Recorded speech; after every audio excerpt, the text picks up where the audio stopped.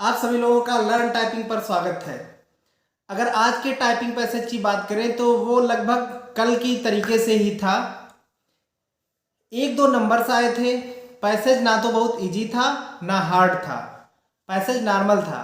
उसमें एक दो नंबर्स थे, इसके अलावा स्पेशल कैरेक्टर्स वगैरह नहीं थे। कुछ वर्ड ऐसे थे जो बड़े थे।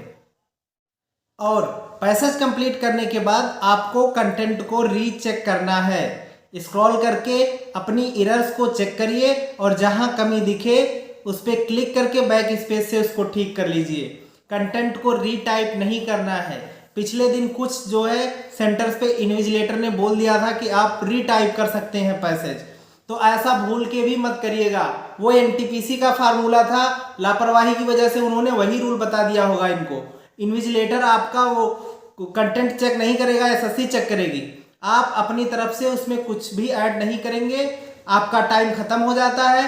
तो स्क्रॉल करके उसको चेक करिए और मिस्टेक्स को करेक्ट करिए। और करेक्ट करने के बाद किसी का 2000 स्ट्रोक आ रहा है, किसी का 2002, 1999। तो अगर इसके 2000 के आसपास है मतलब कोई भी दिक्कत नहीं है। और कंटेंट जो होता है 2000 की स्ट्रोक का आता है, इसका मतलब ये नहीं है कि एग्जैक्ट 2000 की स्ट्रोक्स ही रहेंगे।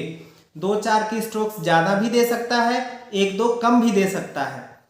तो इसमें परेशान होने वाली बात नहीं है। अगर आपका की स्ट्रोक 2000 के आसपास है तो बिल्कुल आपने ठीक टाइप किया है। 1-2 गलती होने की वजह से सबका की स्ट्रोक्स अलग अलग आता है।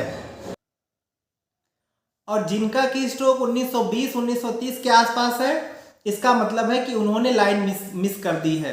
1920 के आसपास अगर आपका की स्ट्रोक है तो भी परेशान होने वाली बात नहीं है।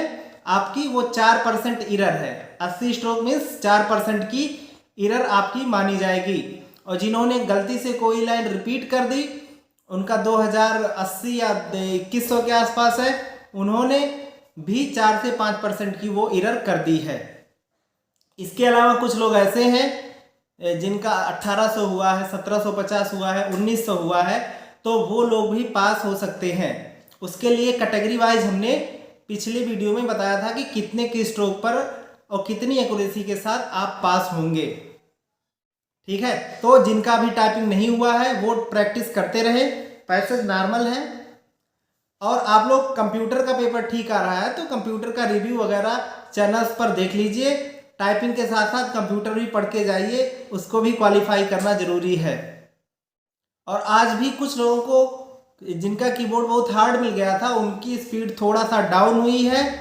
और कुछ लोग ऐसे भी मिले हैं जिन्होंने अपनी स्पीड को, जितनी उनकी स्पीड थी उससे अच्छा परफॉर्म किया है एग्जाम में।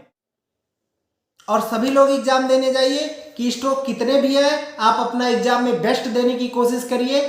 आपसे पैसे छूटता है तब भी कोई प्रॉब्लम वाली बात नहीं है, वो एरर में काउंट होगा।